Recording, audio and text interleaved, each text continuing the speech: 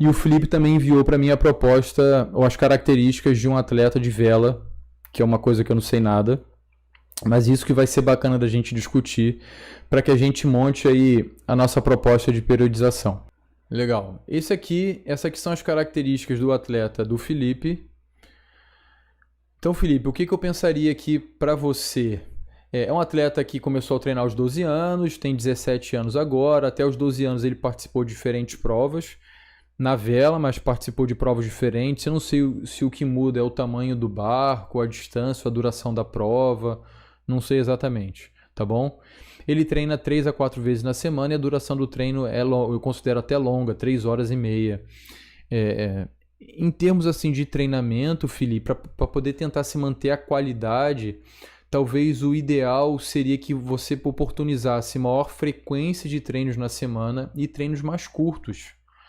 Ah, Guilherme, ele mora longe do local de treino, é difícil, beleza, tá bom? Mas em termos de treinamento, metodologia de treinamento, o ideal seria que você tivesse mais sessões e sessões menores. Por quê? Muito possivelmente, quando chega no final da sessão de treino, o cara está esgotado, o cara está cansado, não está aprendendo mais nada. Pode ser que isso em alguns momentos seja interessante, mas em outros não. Aqui uma coisa que eu achei bem interessante é que ele tem 2 competições de maior importância já no início do ano. E isso geralmente não é comum. Então o que possivelmente ele teria que fazer? As competições, quando o atleta alcança determinado nível, ele passa a participar de competições internacionais, o calendário dele, a preparação dele passa a ser muito mais dependente desse calendário internacional do que nacional. Então, Felipe, a minha sugestão seria que o seu macrociclo teria que estar terminando mais ou menos aqui em fevereiro, mas ele teria que começar no ano anterior. Tá certo? Então essas competições aqui de agosto, de setembro e de dezembro, na verdade elas serão a preparação para a competição do ano seguinte. Ok, pessoal? Então é uma realidade um pouquinho diferente.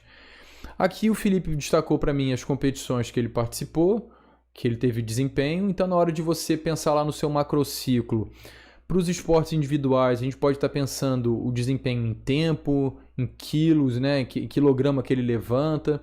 Para o esporte coletivo, ou no caso da vela aqui, a gente pode estar pensando em colocação, em classificação para uma competição, é uma outra realidade também. O Felipe destaca aqui as características que ele considera que são importantes, como dedicação, ele é um cara habilidoso, é ágil na hora de fazer os movimentos no barco. Percebam, pessoal, que a capacidade motora, agilidade, ela não é importante para a natação, não é importante para a corrida, não é importante para o ciclismo, mas é muito importante nos esportes individuais. Parece que é importante aqui para a vela. Eu não sei se o Felipe empregou esse termo corretamente, né? Agilidade é a capacidade que você tem de mudar de sentido e direção o mais rápido possível. A gente tem que também pensar que para alguns esportes a agilidade depende da tomada de decisão.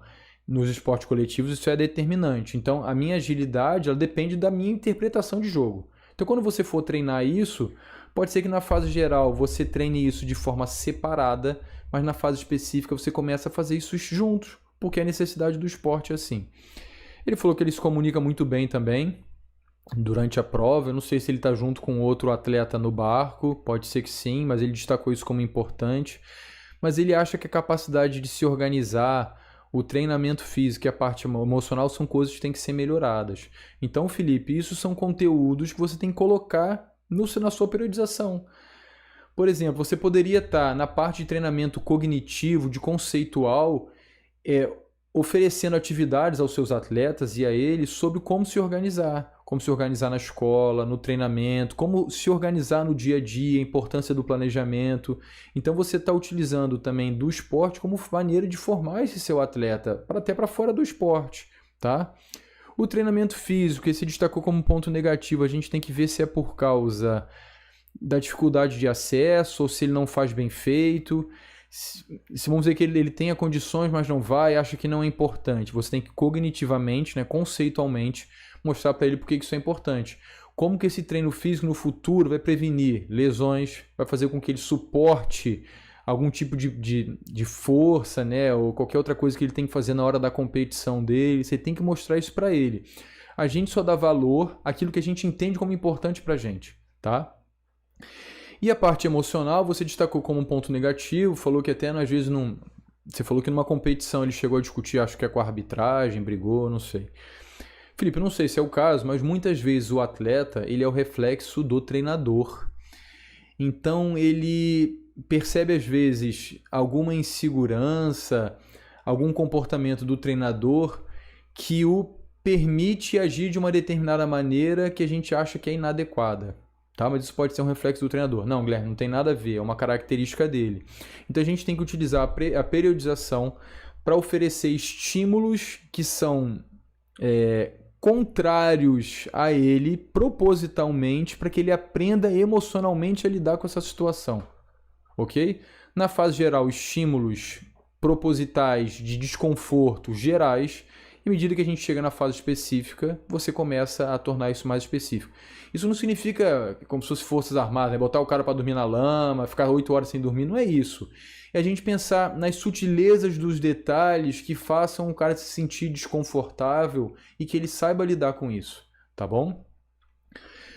Pessoal, mais uma vez aí obrigado, espero ter ajudado vocês a conhecerem um pouquinho mais sobre periodização do treinamento esportivo.